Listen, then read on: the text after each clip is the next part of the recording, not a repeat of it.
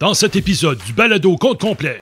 Je fais le tour, là. J'ai regardé chacun des joueurs de position. Là. Je parle pas des lanceurs, mais des joueurs de position. Puis, honnêtement, là, je vois pas comment on peut être meilleur que l'année dernière. Et moi, je trouve ça très inquiétant. Très, très inquiétant. Au jeu!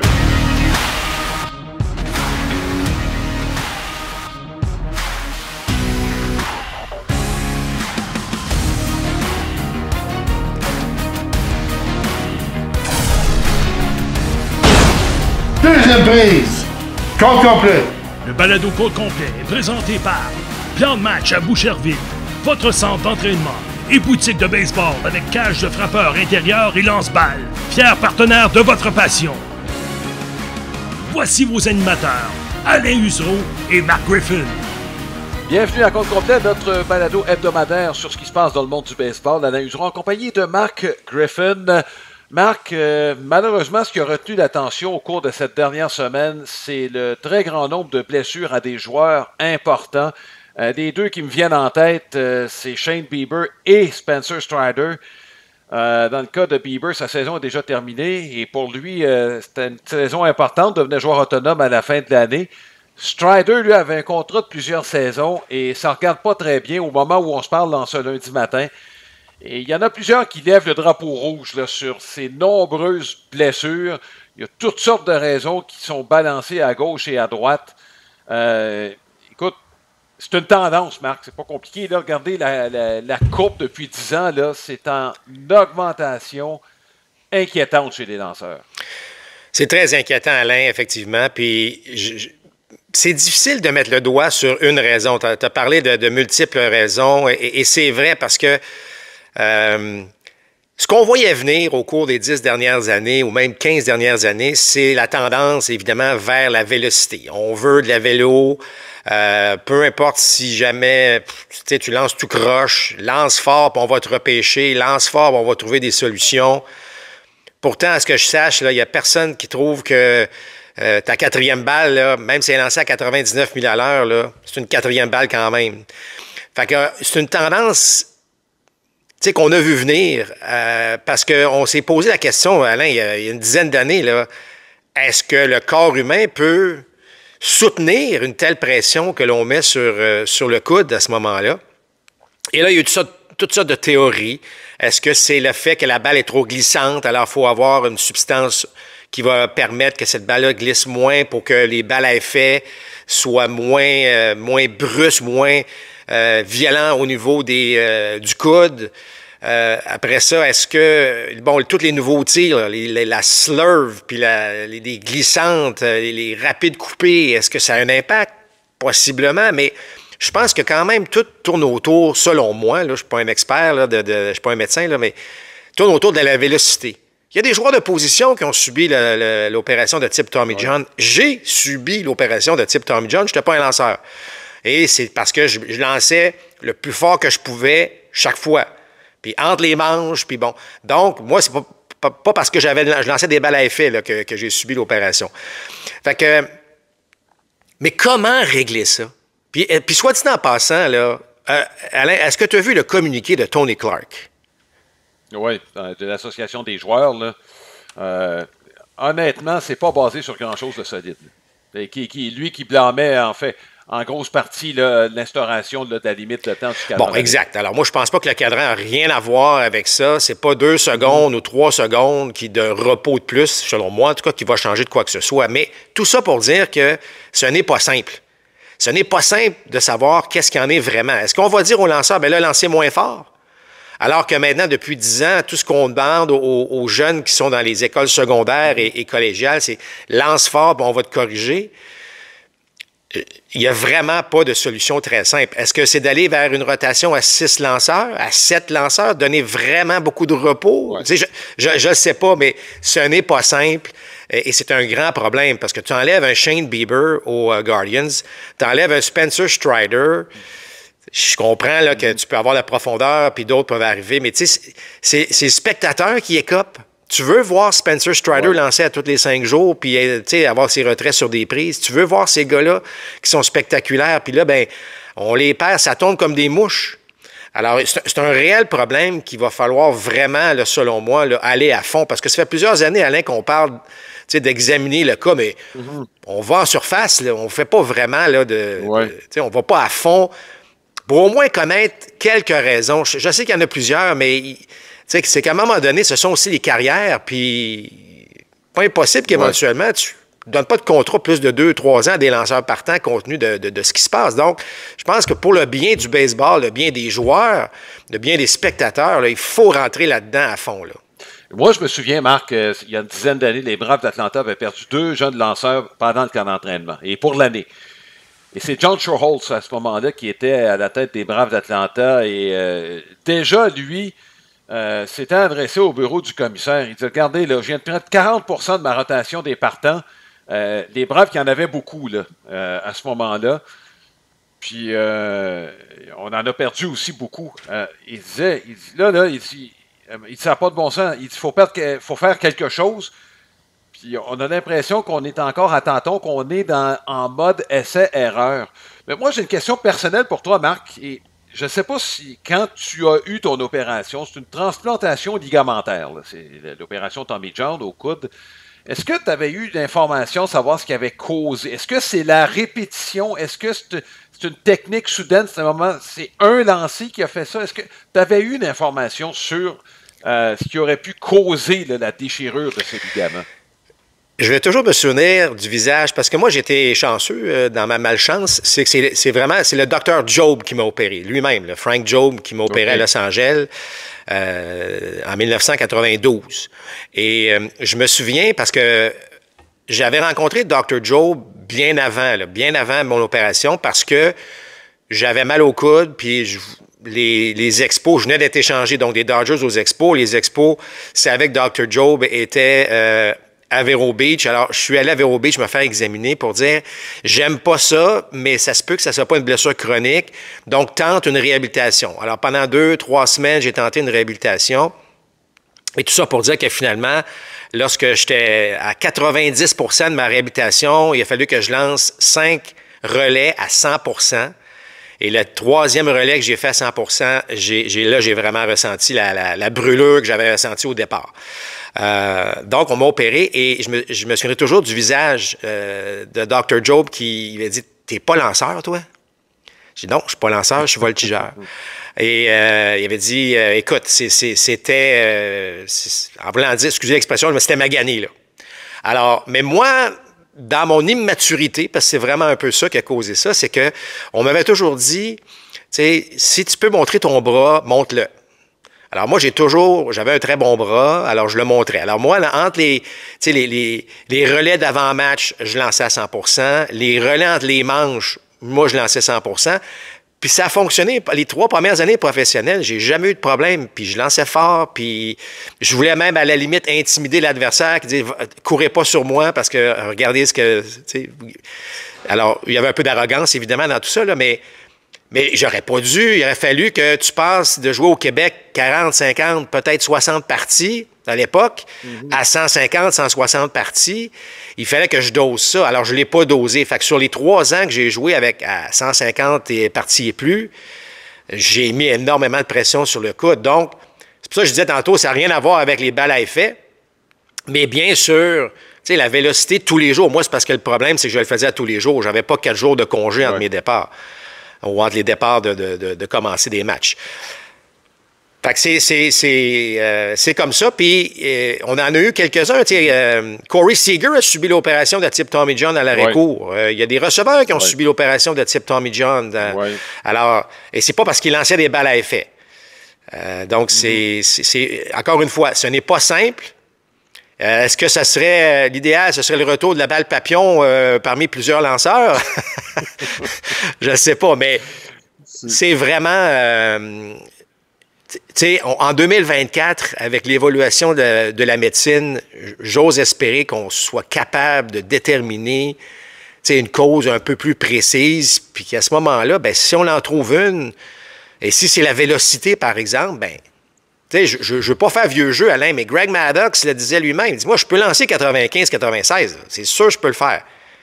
Bien, je vais lancer 91, mais je vais avoir du mouvement sur ma balle. Ouais. Puis je vais pas lancer pendant tout le match, là, parce que l'objectif à l'époque, c'était de lancer les 9 manches, ou en tout cas le plus près possible des 9 manches. Ouais. Alors, mais pourtant, ce gars-là n'a pas subi l'opération de type Tommy John. Pedro Martinez n'a pas subi l'opération de type Tommy John. Donc, il faudrait peut-être apprendre de ces choses-là, puis essayer de l'intégrer. Mais le problème, c'est qu'on est tellement focusé sur la vélocité, puis de lancer fort. C'est là, je pense qu'on en échappe plusieurs, probablement de bons lanceurs, et qu'on se concentre peut-être pas sur la bonne chose. On va dire à un jeune, Marc, qui est sur le point d'être repêché, lance moins fort un peu, puis même dans sa progression dans les ligues mineures, je vois difficilement comment on peut régler ce truc-là. Sinon, bon, est-ce que la balle comme telle est en jeu?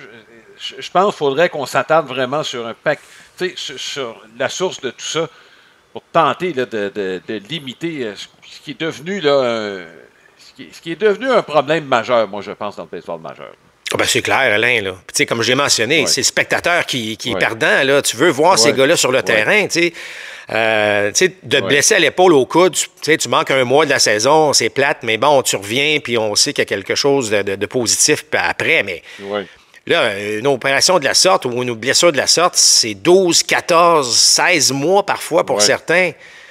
C'est pas le fun pour les organisations. Puis en plus, les contrats sont garantis. Fait que là, l'organisation est prise avec un...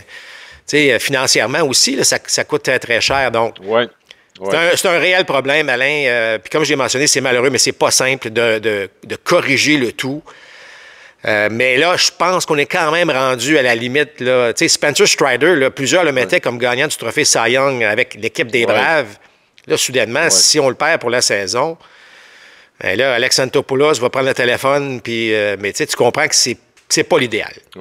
Écoute, Marc, il y a d'autres, rapidement, des joueurs de position importants qui ont été blessés. Josh Young avec les Rangers du Texas. On a quand même quelques jeunes au sein de la formation qui peuvent aider, qu'on a intégrés cette année, qui vont probablement prendre plus de responsabilités. Je pense à Langford et Carter, évidemment. Trevor Story, blessure à une épaule, et Luis Robert. Dans le cas de Luis Robert, je ne pense pas que l'impact soit très gros. Marc, les White Sox auraient pu finir dernier avec ou sans lui. Donc, dans ce cas-là. Mais dans le cas des deux autres, les White Sox carburent beaucoup avec une bonne attaque, avec des lanceurs qui... Bon, on y reviendra un peu plus tard. Là. C'est juste dommage pour Story qui n'est pas capable de rester en santé pendant une longue période. Puis, tu sais, il se blesse sur un jeu spectaculaire. Là. Le gars, il se donne à 100% sur le terrain. Alors, séparation de l'épaule. On se croise les doigts que ce ne soit pas une absence trop prolongée, mais bon début de saison. Story fait partie de la solution chez les Red Sox. Fait que ça, c'est vraiment malheureux. Puis Young qui arrive avec les Rangers, toute une saison recrue, les attentes sont élevées. Fait que c'est sûr que les Rangers ont effectivement un peu de profondeur, mais pour le jeune, là, puis en plus sur un tir haut à l'intérieur alors qu'il avait amorcé son élan, fracture du poignet. Et ça fait partie du métier dans ce cas-ci, mais c'est malheureux parce que, encore une fois, c'est l'impact que ça peut avoir sur l'équipe. Puis, ce sont des jeunes que tu veux voir sur le terrain. Là. Bon, Marc, c'est le temps de la question de la semaine présentée par Sylmar Autoville. C'est votre détaillant pour les pneus de voiture et camions classiques et antiques. On vous invite à consulter le www.sylmar.ca. Et c'est pas compliqué, Marc. C'est quelle blessure aura le plus d'impact? En ce qui nous concerne, je pense, écoute, tu parles de Strider, candidat au trophée Cy Young, c'est difficile à remplacer. Même si les Braves ont beaucoup de profondeur, on pense à ramener Elder, qui a eu une très bonne première moitié de saison l'année passée, comme partant. Écoute, s'il y a le même rendement que l'année passée, les Braves vont s'en sortir pas trop mal. Mais c'est quand même une grosse commande. Oui, c'est une grosse commande. Puis, encore une fois, c'est un des lanceurs les plus spectaculaires. C'est ce genre de joueurs qui vend des billets. Les Braves jouent à l'extérieur, mais c'est Strider qui lance. Les gens vont aller voir ce match-là. Donc, c'est pour ça qu'il y a un impact là, non seulement sur le terrain avec l'équipe, mais il y a un impact aussi en termes de popularité du sport. Là. Donc, on vous invite à envoyer vos commentaires à propos de cette question sur facebook.com ou sur notre site internet Compte Complet. Alain, je profite rapidement de l'occasion pour remercier notre commanditaire principal, Plan de match, où je me retrouve présentement. Alors, vous avez besoin d'équipements de baseball, vous venez frapper dans les cages de frappeurs, bien, c'est à Boucherville. Allez sur le site Internet Plan de match. Et évidemment, pour aussi connaître les endroits pour nous retrouver, soit par audio ou vidéo, bien, visitez notre site Internet comptecomplet.com. Bon, Marc, on va parler des Blue Jays de Toronto. Premier voyage, on savait que c'était pour être difficile. Dossier de 4 victoires, 6 défaites. Écoute, il y a eu des montagnes russes dans ce voyage. On s'est fait déciver à quelques reprises. La tenue des lanceurs, c'est peut-être ce qui inquiète le plus actuellement. Pas d'accord avec toi. Non. Moi, écoute, je vais te dire une chose, là, cette attaque-là, Alain, ça m'inquiète. Ça m'inquiète drôlement. Au point où, puis là, je sais qu'ils n'ont pas joué un match à domicile, mais leurs 3 premiers matchs à domicile, Alain, c'est contre les Mariners. Ils vont affronter Castillo. Ils vont affronter Gilbert dans le 3e match. Et Kirby. Et Kirby dans le 2e. Alors, si tu veux t'en sortir en attaque, ça peut peut-être perdurer un peu ces problèmes-là. Mais ce que j'allais dire, c'est que je voulais attendre que... Bon, on joue quelques matchs à domicile, puis... Ouais.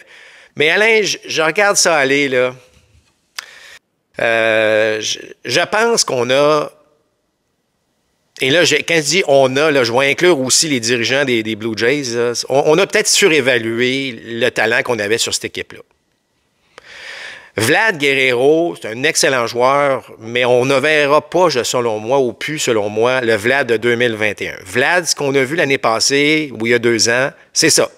C'est très bien, là, mais c'est pas le joueur hyper dominant qui pourrait remporter à chaque année le joueur par excellence. Bo Bichette peut-il faire mieux vraiment? Bo Bichette domine pratiquement la Ligue américaine pour les coups sûrs à chaque année. Donc, il fait très, très bien. Mais est-ce qu'on peut s'attendre à plus de Bo Bichette? Pas sûr. George Springer est en fin de carrière. Est-ce qu'on peut vraiment penser qu'il peut être encore meilleur? Je pense que, tu sais, Alain, tu es un gars de statistiques. Tu sais, tu regardes, il vient de faire ses 10 ans d'ancienneté dans le baseball. C'est un excellent joueur, mais est-ce qu'on peut penser qu'il peut en donner encore plus? Tu sais, Kiermaier, est-ce qu'il peut donner vraiment plus? Non, il y a peut-être Varsho qui pourrait en donner plus. Puis là, ben, l'échantillon est très mince, mais ça ne regarde pas très bien en début de saison. Puis là, ben, l'organisation dit, on va rester à l'intérieur, on ne fera pas de gros coups, à part évidemment Turner et Kiner-Falefa, mais pour qu'on ait confiance qu'à l'intérieur de l'équipe, on est capable de faire mieux. Ben, je suis pas d'accord avec ça, dans le sens que je vois pas ça. Je vois pas ça du tout. Puis tu sais, je regarde la qualité des présences au bâton, je regarde la façon dont on se présente avec des coureurs en position de marquer. Encore laissé une tonne de coureurs en fin de semaine contre les Yankees de New York sur les sentiers. Je fais le tour, là. J'ai regardé chacun des joueurs de position. Là. Je ne parle pas des lanceurs, mais des joueurs de position. Puis honnêtement, là, je vois pas comment on peut être meilleur que l'année dernière. Et moi, je trouve ça très inquiétant. Très, très inquiétant. Moi, pourquoi les lanceurs? Parce que l'année passée, Marc, on en a parlé, le personnel de lanceurs a été excellent. C'est l'équipe qui a, en tout cas, c'est le personnel de lanceurs qui a amené cette équipe-là l'année passée. Log Osman, je sais qu'on a parlé, sa vélocité, moi j'ai regardé son dernier match, écoute, ses premières rapides n'étaient pas à 90. Il y avait déjà, je trouve, un voyant rouge de ce côté-là. Il y a juste Berrios cette année. Bassett avait connu un mauvais début de saison l'année passée. Je vais attendre quelques départs avant de me prononcer. Mais écoute, c'est pour ça que je te dis que moi, ça m'inquiète les lanceurs. Puis c'est vrai qu'à l'attaque, c'est pas fort. Et je te dirais particulièrement face aux lanceurs droitiers. Chez les lanceurs gauchers, on est capable de faire du dommage. Mais face aux droitiers, Marc, on n'a même pas un MPP à 600. Ça peut te donner une idée, là. On a absolument zéro production face aux lanceurs droitiers. Puis tu parlais de la production, bon, avec des courants en position de marquer, notre MPP cette année est à peine à 600. Donc, moi ce qui m'a inquiété un petit peu au cours de la fin de semaine, et là je parle de la fin de semaine parce qu'en début de saison, j'aimais ce que je voyais de Vlad. La balle partait quand même assez rapidement de son bâton, mais il a élargi la zone des prises comme je l'ai rarement vu depuis le début de sa carrière. Et c'est la même chose avec Bichette. Je sais pas si les gars sentent une pression quelconque, Alain, mais tu sais, moi j'avais bon espoir qu'avec un Turner autour, tu sais, qu'on pouvait apprendre de lui avec, tu sais, puis peut-être ça va arriver. On sait que la saison est longue, puis bon, encore une fois, il n'y a pas beaucoup de matchs joués, là, mais c'est pas de bon augure. Les gars ont du talent, là, mais tu sais, je parlais d'approche tantôt. Tu sais, Vlad frappe beaucoup trop de roulants. Alors ça, c'est que mécaniquement, il y a quelque chose à ce niveau-là. Tu sais, c'est un gars qui doit tenter de frapper des balles en flèche. Tu sais, il faut qu'il fasse vivre la balle. Ça semble pas être le cas. Il n'y a pas de vitesse, on vole pas de but chez les Blue Jays, donc on ne peut pas créer non plus d'opportunité de créer des points. Puis si je retourne au niveau des lanceurs, tu sais, tu as un Alek Manoah qui a lancé au niveau A, là, ça a été désastreux. Là, il ne lançait pas de prise, 4 buts sur balle, 6 points accordés en même pas 2 manches lancées. Alors lui, je pense pas qu'il va avoir un retour rapide dans son cas. Ouais. Francis, qui a connu un très bon camp, qui méritait amplement d'avoir, évidemment, des départs en saison. Ça a été difficile à ces 2 départs jusqu'ici. Bonne nouvelle, c'est que Swanson devrait revenir quand même rapidement en relève. Ça va donner un petit coup de main.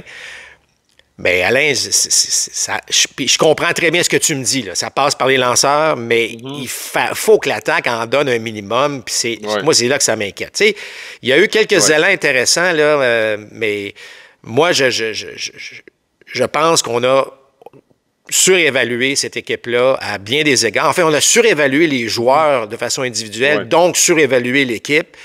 Et là, on se retrouve dans une situation là, très précaire, là, parce que, bon, Schneider ne fait pas l'unanimité avec certaines décisions, et sans défendre Schneider, parce que je ne suis pas nécessairement un grand fan de lui, mais sans le défendre, ça ne vient pas vraiment toujours de lui. Puis là, on aura un autre débat éventuel, Alain, sur savoir... Là, est-ce que ça suffit là, que les 5 gars à cravate avant un game décident de c'est quoi la formation et les décisions? Là, ça me dérange aussi dans la façon dont cette équipe-là est gérée. Je sais qu'il y en a plusieurs qui sont gérés de cette façon-là, mais on ne gère pas le match. C'est ça qui me fatigue, moi. Puis je trouve que ça coûte plus cher, ça, qu'une meilleure... Je veux dire, une meilleure préparation ou une préparation qui est trop basée sur d'autres choses qui n'est pas ce qui se passe devant nous. Mais en tout cas, ça sera pour un autre débat. Bon. Marc, en ce lundi matin, moment où on fait notre balado, une équipe après 10 matchs qui a une moyenne de points mérités à 1,49, un ratio de coureurs par manche lancée global en bas de 1, qui a un ratio de retrait sur des prises, but sur balle de 4-1, deuxième dans le baseball majeur. Ce sont les Red Sox de Boston. Tu parlais d'évaluation d'équipe. Je sais que les Red Sox, à la sortie du camp d'entraînement, parce qu'ils ont connu un bon camp, effectivement, et il y en a plusieurs dans ce groupe-là qui disaient non, on va faire les choses comme il faut cette année.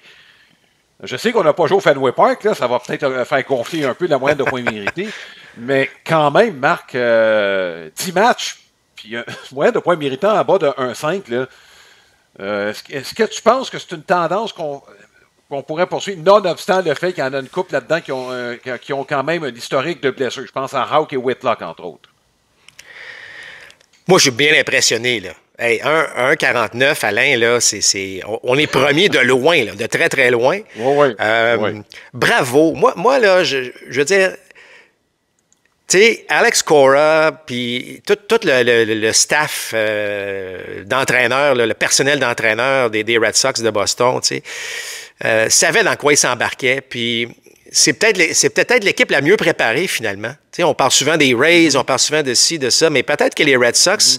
Bon, je sais qu'il y a eu un peu de frustration à l'arrivée au camp d'entraînement parce qu'il n'y a pas eu beaucoup de transactions ou de changements de personnel là, durant l'hiver, puis il y a certains vétérans qui se sont plaints, pas plaints, mais bon, on a critiqué un peu, là, on savait pas trop où la haute direction s'en allait, mais peut-être que ça a créé le fait, hey les gars, regardez, là, la haute direction, c'est la haute direction, là on est là, on a un uniforme, on fait quoi avec ça, puis ça a peut-être permis une certaine motivation parce que premièrement, c'est extraordinaire de les voir dominer de la sorte. De voir des Tyler O'Neill déjà avec 5 coups de circuit. Il y a des belles choses là, qui se présentent chez les Red Sox. Puis tu sais, Alain, Les matchs que tu gagnes en début d'année pour créer justement une fiche de 7 victoires et 3 défaites actuellement, faut pas minimiser la confiance que ça donne à une équipe. Puis, tu sais, les petites victoires de plus que tu vas chercher en avril, ils peuvent faire une différence à la fin de l'année, mais tu sais, alors là, c'est vraiment un travail d'équipe. Puis l'esprit d'équipe est meilleur, puis là, soudainement, ben tout le monde se tape un peu dans le dos, puis hey, on lâche pas. Puis ça, là, c'est tellement important dans une équipe.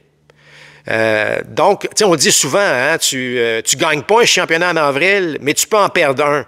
Alors, si tu commences solide, comme les Red Sox viennent de faire, puis moi, je pense que ça va perdurer pendant un petit bout de temps. Là. On verra, la saison est très, très longue. Mais j'aime l'attitude, j'aime l'arrogance qu'il présente.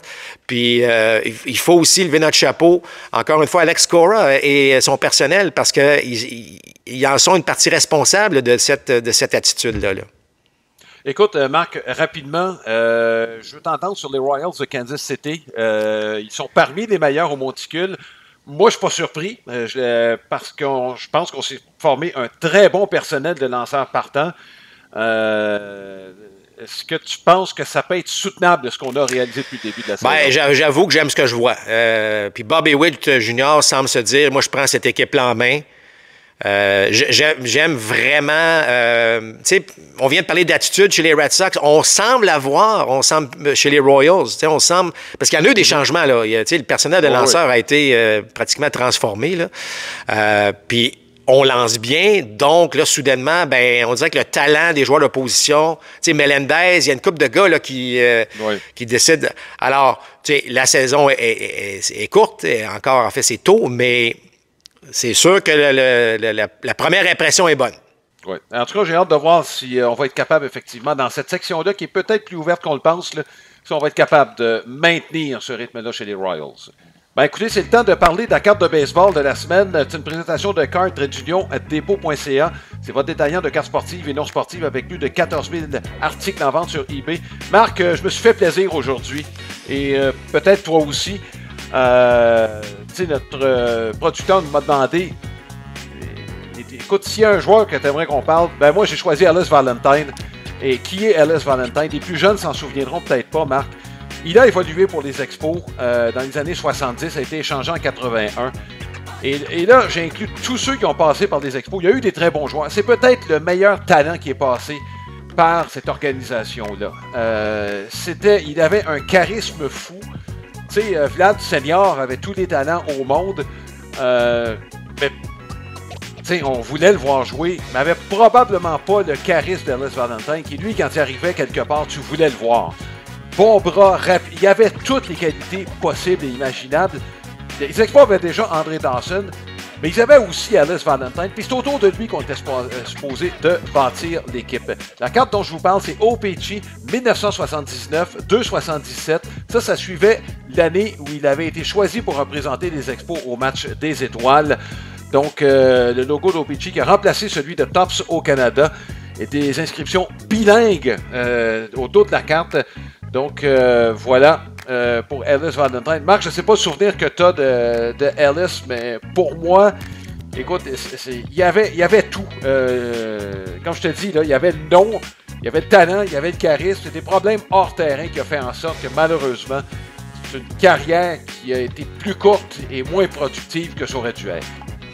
Bon, j'ai des très bons souvenirs d'Ellis Valentine. Je te dirais d'abord, Alain, que c'est son bras, moi, qui m'a... Tu sais, je veux dire, les relais qu'il faisait, puis évidemment, lorsqu'on écoutait la radio avec Jacques et Claude Raymond ou même à la télévision, tu sais, tout le monde nous disait « surveiller le bras d'Ellis Valentine ». Fait qu'évidemment, moi, j'étais pas vieux, mais...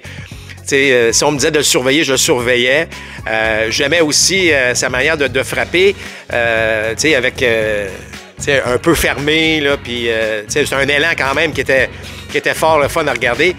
Malheureusement, les blessures à la fesse, qui est devenu un peu sa signature, c'est ce que je retiens, mais ça me semble être quand même, Alain, un talent qui, malheureusement, n'a pas réussi à l'exploiter au complet durant sa carrière dans le baseball majeur. Oui, des problèmes, bon, évidemment, il y a eu des problèmes de consommation, c'est le premier à l'admettre, mais problème, oui, aux hanches, au dos, aux genoux, et tout ça, Marc, regarde, c'était causé par une blessure quand il était à l'école secondaire. Quand les Expos l'ont repêché, c'était en deuxième ronde. Il aurait été un top 5 s'il n'avait pas de blessure à une cheville. En fait, on lui interdisait à sa première année chez les professionnels, Marc, de glisser sur des sentiers en raison de cette blessure. Il y avait encore des vis dans sa cheville qui s'était fracturée au moment où on l'a repêché. Puis pauvre lui, il est allé jouer sur le terrain du stade olympique après. Mais bon. Ce qui n'a pas aidé, évidemment, sa cause. On s'y attendait d'un petit moment, Marc. Semble-t-il que c'est vraiment la dernière année à Oakland pour les Aces. On s'en va à Sacramento l'année prochaine avant le déménagement à Las Vegas. C'est un dossier qui ressemble pas mal à Montréal, Marc. C'est-à-dire que, bon, les partisans en ont eu assez à un moment donné. Ils ont déserté les Aces, qui a fait en sorte que, bon, inévitablement, l'équipe doit partir. Difficile de blâmer des partisans dans un contexte comme celui-là. Ben écoute, Alain, tu l'as dit. Moi, là, ça me rappelle parfaitement le dossier des Expos. On ne met pas d'équipe sur le terrain. Les propriétaires parlent pas à personne. La ville qui se dit, oui, non, peut-être. Donc, il ne semble pas avoir un intérêt. Tu comprends, là, c'est morose, là. Ça ne rappelle pas les bons souvenirs. Puis je pensais pas qu'on allait, à la suite de l'expérience des Expos et de la Ville de Montréal et de la province de Québec, on n'allait pas revivre ça ailleurs, qu'on allait peut-être apprendre de ça. Puis, mais il faut donner une tape sur les doigts au baseball majeur. Ça n'a pas été un beau dossier, là. Ça n'a pas été, là, franchement, laisser une franchise comme ça, c'est comme si on l'a forcé justement à être tellement mauvaise comme franchise que là, ben ça force un peu les choses. Puis là, on s'en va à Sacramento. Puis là, c'est un stade de 3A. Puis là, mais tu sais, c'est pendant 3 ans. Là, c'est pas rien. Là. À l'époque, les Nationals sont allés jouer au RFK Stadium. Vous allez me dire, c'est peut-être pas mieux, là, mais au moins, c'était dans la ville où ils allaient évoluer. Puis on pouvait partir un peu la nouvelle la mise en marché de l'équipe. Un dossier mauvais là, sur toute la ligne, que ce soit le baseball majeur, que ce soit la ville d'Oakland, que ce soit les propriétaires des A's. Là, ça sentait pas. Ça fait longtemps que ça sentait pas bon. Puis là, c'est pas le fun. Là, même jouer pour les A's d'Oakland, ça doit quand même pas être agréable. Je sais que c'est du baseball majeur, puis c'est ce que les gars se disent, puis on est des professionnels, là, mais un œil au beurre noir là, au baseball majeur, et à tout le monde là, dans ce dossier-là, en espérant que ça se règle de façon positive. Mais on a encore 3 ans là, à parler de ça. Mais en espérant que le dossier à Vegas va vraiment avancer, puis que le stade va se mettre en construction, puis que on va voir la lumière au bout du tunnel, bien, c'est sûr que pour moi, là, c'est pas des bons souvenirs. Bon, Marc, on va en profiter pour parler des Québécois. Puis il y en a un, justement, avec les Aces, c'est Abraham Taureau qui a frappé, son premier coup sûr, c'était de longue balle, et qu'on a utilisé comme premier frappeur. Et, ma foi, ça a plutôt bien fonctionné. Il faut dire qu'Abraham a un bon œil au bâton. Tu regardes son nombre de buts sur balle dans les ligues mineures. Il a le profil de quelqu'un qu'on pourrait utiliser premier frappeur. Ben, j'aime le fait qu'on l'a essayé. Puis écoute, non seulement il a bien fait, il a eu 2 coups sûrs, 2 points marqués comme premier frappeur. Il saisit sa chance en ce moment, Abraham Taureau, puis tant mieux pour lui.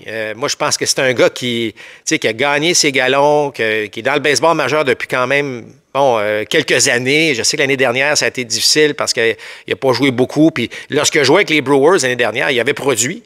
Mais ça reste que je suis content qu'il ait sa chance. C'est vraiment un bon gars, Abraham Taureau. C'est un gars qui travaille fort, un gars qui mérite.